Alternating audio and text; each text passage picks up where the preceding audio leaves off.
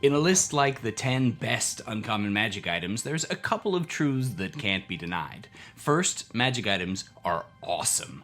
They unbalance the game, and that's fun. Second, opinions are kind of like faces. Everybody has one, and not everyone will like mine. I'm sure that many people won't agree with the order of my list, or maybe that some of these items are on it at all. My name is Timothy, though some people do call me Tim. Welcome to the channel where you're free to disagree with any of my opinions, or my face, and I'm just gonna get more excited about D&D anyway. If you enjoy random debates about your favorite pretend but with elves game, then don't forget to like and sub because you belong here. Whether you're filling out a wish list, selecting a starting magic item, or planning out some crafting, selecting the right magic item occupies a little bit of mental space for some of us. We want to make sure that we're getting the best bang for our buck and that the magic item that we select is going to have a big impact on our favorite part of gameplay, and that we're not going to have to replace it anytime too soon. Which is why each of the items on my list today has some combination of either a powerful impact, either in or out of combat, and lasting value. I'm sure there's plenty of other ways to decide what's best in a list like this, but this is my way today. It goes without saying, though I'm going to anyway, that this list is subjective. And it doesn't mean that another magic item or other magic items in general are somehow less cool or less able to create amazing stories or have a big impact on your game. Part of the fun of magic items is to take something that is seemingly useless or weak and find the right combination or the right use that is going to make it change everything in your current scenario. Like recently when one of my players used a staff of flowers in order to mollify a saber-toothed tiger by creating catnip. But without further ado, let's take a look and start at the bottom with number 10, adamantine armor. One of the simplest magic items, adamantine armor is simply a suit of medium or heavy metal armor that negates any and all critical hits against somebody who is wearing it. With no need for attunement to boot, it's no wonder why it made it on the list at least. But it's actually one of my least favorite designed magic items. Critical hits are tense and exciting, and they focus attention at the table whenever one rolls around. And taking them away means losing that tension at the table. Now don't get me wrong, being critical hit sucks, and I can't blame anybody for wanting to have a suit of armor that just negates that situation for you entirely. But me personally, I would much prefer that adamantine armor had a percentage chance of removing it, even if that percentage chance was particularly high. That way, when a critical hit rolls around, there's still that tension of, am I actually going to suffer this huge consequence, or will my armor save me? But my design thoughts aside, a suit of armor that doesn't cost an attunement slot and removes the possibility of getting suddenly squashed flat off of a character and evening out the damage load is pretty much an automatic includer from the player's point of view on a top 10 list. Coming in at number 9, the Nature's Mantle would have almost certainly landed higher on this list for me if it wasn't a Ranger and Druid only item. If I randomly found one on a Rogue, I would seriously consider multi-classing a level into Ranger in order to be able to wear it, because it fixes a real problem that all sneaky types are facing in the 2024 rules. Aside from being a spellcasting focus that allows you to keep your hands free, the ability that really stands out is the ability to hide as a bonus action while being directly observed with as little as light obscurement. This ability, kind of similar to the Halfling's naturally stealthy ability, is better than it seems with the new updates to the stealth rules in 2024. Because in the current rules, the way that they've been written out and parsed, if you don't have total cover from all enemies, you can't hide at all. Because while it mentions that you can hide with heavy obscurement or 3/4 cover, it separates and specifies that you must also not be in line of sight of any enemies at all. I'm not really sure why they included something like you need 3/4 cover in those stealth rules if you can't then also have somebody who can see there in order to provide 3/4 cover as a situation, since obviously you only have 3/4 cover in relation to somebody's point of view. Regardless of why they did it, this item overcomes a significant problem in the rules, because those rules make hiding in combat really difficult for our sneaky friends. The Nature's Mantle fixes that and now means that you can hide while being observed with as little as light obscurement or with 3/4 cover, which is a significantly better option. Number 8 is another of the if this were allowed on any class, it would be rated much higher magic items. The Rod of the Pact Keeper. Aside from being one of incredibly few magic items in the new DMG that will increase your spell save DCs, the wording change in this magic item's ability to restore a spell slot has really amped up its power. At least it has for, say, multi-classed warlock sorcerers in the upper tiers of play. Because that ability now reads precisely, you can regain 1 spell slot as a magic action while holding the rod. You can't use this property again until you finish a long rest. But it doesn't mention warlock spell slot like it used to, meaning a 17th level sorcerer with a 1 level dip in warlock could attune to one of these items and recover a 9th level spell slot every day. Since these magic items are listed in the DMG as only being worth about 400 gold if you get the uncommon version, that means that you could have several of these laying around and attune to them during a short rest period in order to recover a 9th level spell slot for each one that you happen to own. Sure, it takes an hour to attune to it, but an hour in order to recover a 9th level spell slot is a pretty sweet deal at a lot of tables. A sorcerer with 2 or 3 9th level spell slots? Wowza. The 7th best uncommon magic item in the new DMG is the Boots of Striding and Springing. They have a very universally awesome ability to allow you to spend 10 feet of your movement in order to jump 30 feet, very much in line with the jump spell. But there's 2 things about these boots that make them way better than, say, the Ring of Jumping that allows you to cast all you can cast jump all day long. First, related to the jump spell, these boots don't cast the jump spell, which means that if you have access to the jump spell, you can combine the 2 in order to make 2 30-foot leaps for the cost of 20 feet of your movement, increasing your speed potentially by up to 40 feet around. Neither mentions whether or not this is a vertical or a horizontal leap, meaning you can Mario Brothers up at low-flying enemies, jump up onto a ledge, or otherwise make your battlefield much more 3-dimensional. Secondly, the boots allow you to carry weight in excess of your carrying capacity or wear heavy armor that you don't have the strength for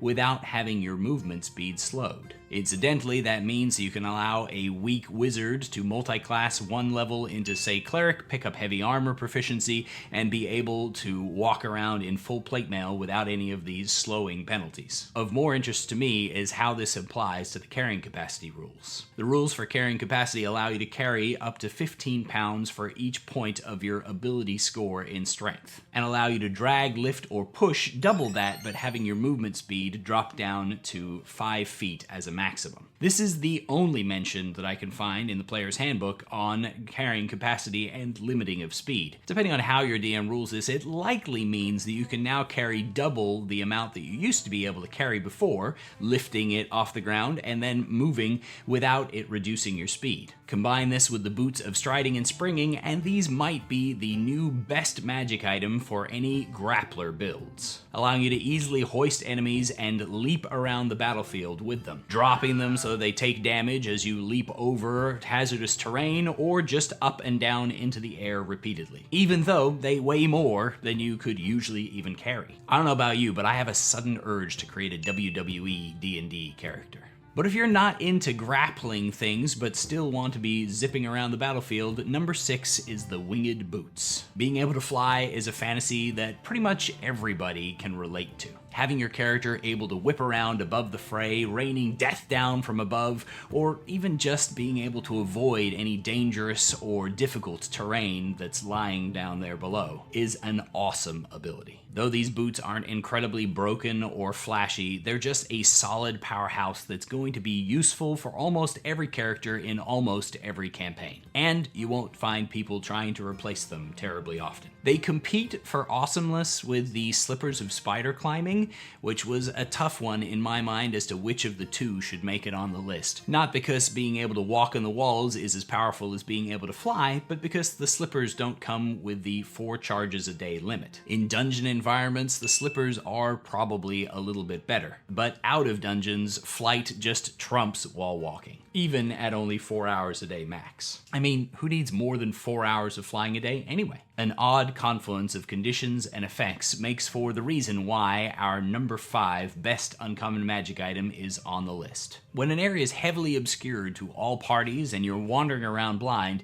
you would think that it would be hard to hit people, but also think that it would be hard to avoid being harmed. After all, blinded people offer advantage on all attack rolls against them, but blinded people have disadvantage on all attacks against others. Since advantage and disadvantage don't stack up in order to find which one more heavily is balanced, but instead negate out to an even playing field, all attacks in heavy obscurement, unless somebody has a special sense, are made normally with no extra dice. Enter the Ever-Smoking Bottle, an instant battlefield leveling item. With one action, you get 60 feet of heavy obscurement in every direction. If your team is ever at a disadvantage, you simply pull the cork and suddenly everybody's on the same playing field. Unless your group is prepared for this, and a bunch of you have taken the blind fighting style, at which point suddenly you are at an advantage on 90+% of all monsters. Because then it's instant disadvantage on all of your opponent's attack rolls and advantage for all of yours, as long as you're willing to get up close and personal with your opponents. This magic item can offset incredibly potent debuffs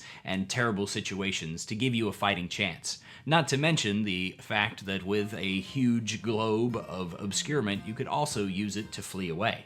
Fleeing isn't terribly common in most Dungeons & Dragons games, but also mostly because it's really hard to pull off safely and effectively, and this magic item sort of takes care of that for you. Number 4 isn't a Cloak of Invisibility, that's way rarer, but it's awful close. The Cloak of Elvenkind not only gives you advantage on stealth checks, helping you to hit that all-important 15 to gain the invisible condition, but it also gives your opponents disadvantage on their perception checks, which lowers their passive scores by 5. It does require attunement where the boots of Elvenkind don't, but that reduction to your enemy's passive perceptions and their disadvantage on active checks to find you is a huge game changer in what is going to have a hope of spotting you. At the very least, an opponent needs to have a +10 perception score natively in order to passively find you if you only barely hit the 15 needed to gain the hidden condition. Not that there's such a thing, they call it invisible, whatever.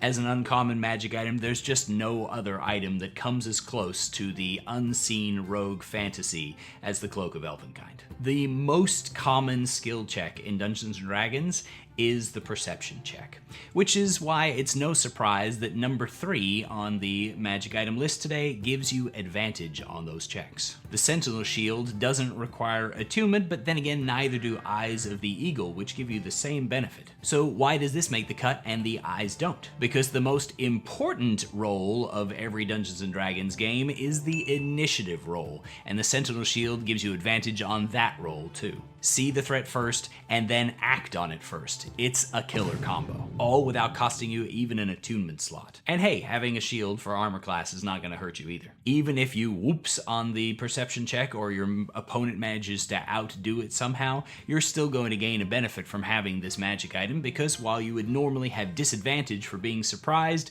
you now cancel that out to a standard roll, giving you a hope of upsetting the situation and acting sooner than your opponent would. If nothing else, a chance to limit the damage done. Before we talk about the elephant in the room at number 1, we have to talk about one of my least favorite magic items, or at least what used to be in the 2014 DMG.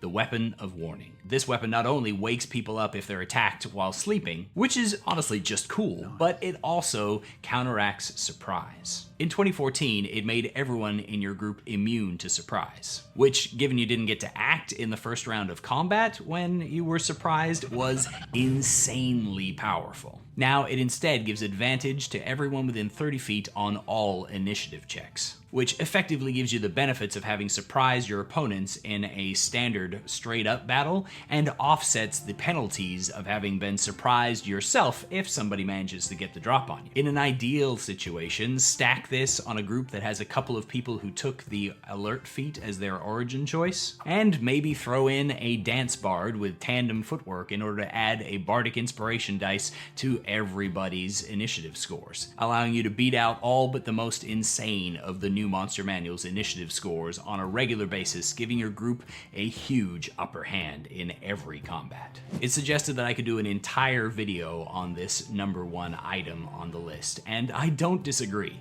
If you'd like to see that video, let me know in the comments. These magic items are new in the DMG, and even in their uncommon form, they are out of control with power compared to other magic items. Which is a shame, because they're honestly super awesome and very novel. Naturally, I'm talking about enspelled items. They come in 3 varieties: armor, weapon, or staff, and at an uncommon rarity can allow you to hold a cantrip or a first level spell. They have 6 charges and a fixed DC and attack roll modifier like scrolls that you find in treasure, and allow you to cast that item as if you were casting it with a spell slot, but without a spell slot. Weapons can hold spells from the Conjuration, Divination, Evocation, Necromancy, or Transmutation schools, while armor can hold abjurations and illusions. And staves can hold any school of magic. Where they get out of hand? First, they cast using the same action that it would normally take in order to cast the spell in question, meaning you can put spells inside them that use reactions or bonus actions